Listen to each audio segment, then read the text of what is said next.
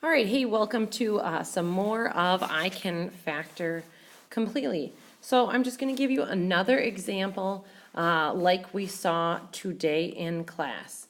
So as we look at 18x squared plus 114x minus 84.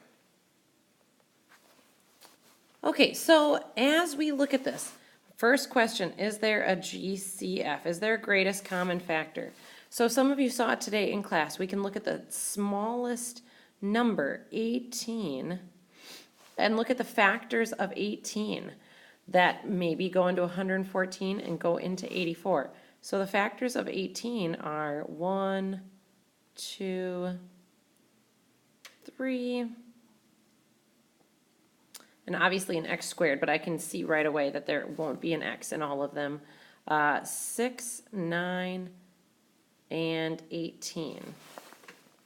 Okay, so thinking about that, I can look at this and see that 18 can't go into all of those. I can do some division as well, but I can look and figure out that 6 is the greatest common factor.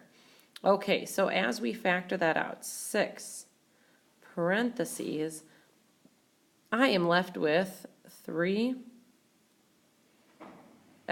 squared plus 19x minus 14.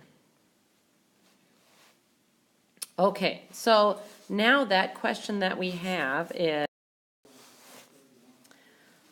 all right, so is A equal to 1? Is A equal to not 1?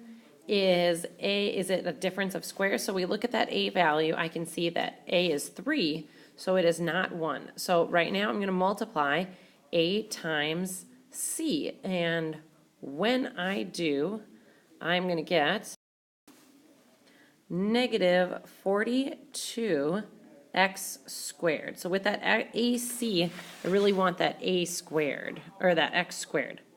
All right, so negative 42x squared.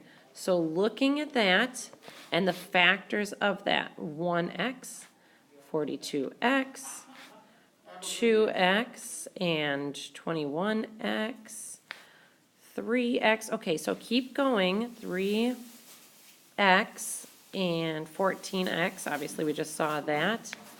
We've got, but look at, as we say, we are looking for factors that add up to that 19x.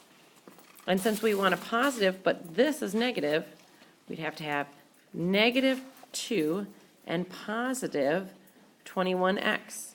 So they multiply to get negative 42. They add up to positive 19. So I'm going to rewrite my problem. 6. And then I'm going to put a big bracket because I got to keep that 6. And I want to rewrite this expression. So 3x squared. All right, minus 2x plus 21x minus 14.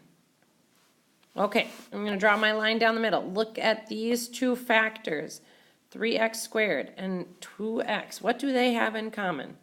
Hopefully, and I'm going to bring that 6 down. Hopefully you answered and you thought, well, they both have an x. So I've got 3x minus 2. Okay, whatever happens over here, I want to get 3x minus 2.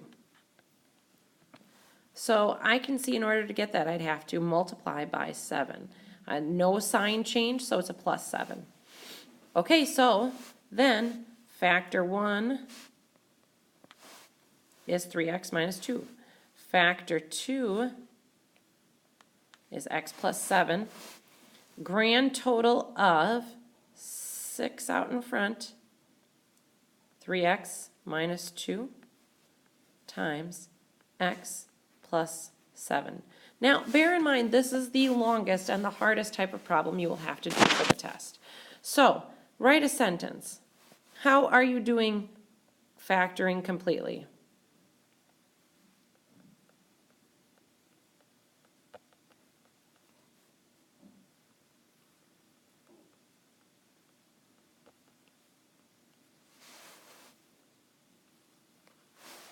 factoring